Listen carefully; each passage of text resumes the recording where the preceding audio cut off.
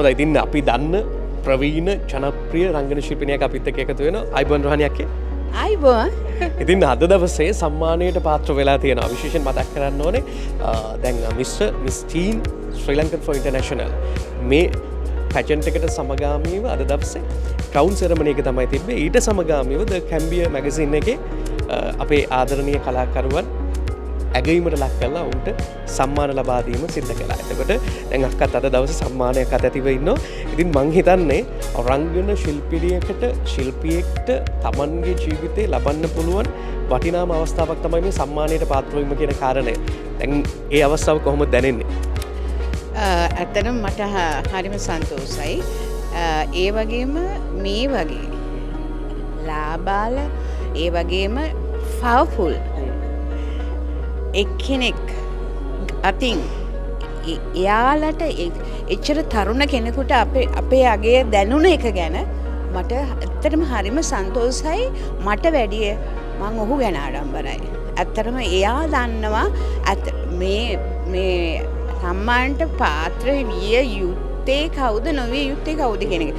ඒක අවබෝධ කරගෙන තමයි එයා මේ අද මාව ඇගවීමට ලක් කරේ.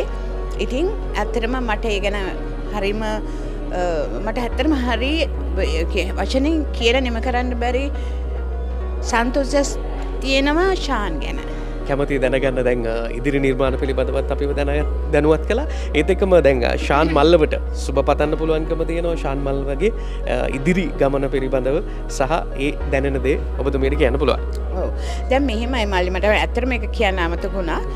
මේ මම දෙවනි පාරට ගන්න ශාන්ගේ මේ වගේ අවෝඩ් කියන්නේ දැන් අගේ කිරීමක්. මොකද මම කිව්වේ 2024 වල මම එයාගේ ජජ් බෝඩ් එකේ හිටියා. ඒගොල්ලන් සූර්යා අවුරුදු කුමරිය තේරුවා.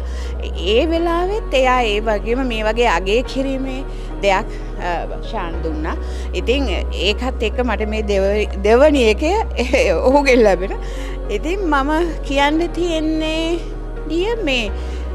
මේ වගේ තරුණයෝ තමයි ඉස්සරහට එන්න ඕනේ. ඔහු තරුණියක් වුණත් තරුණය විතරක් නෙමෙයිනේ අගේ කරේ. ඒගොල්ලෝ විතරක් නෙමෙයිනේ දැන් එයා මෙතන අරගොල්ලෝ ක්‍රවුන් කරලා අපේ ගර්ල් කෙනෙකුයි බොයිස් හදෙනුයි ඒගොල්ලන්වත් අගේ කිරේ.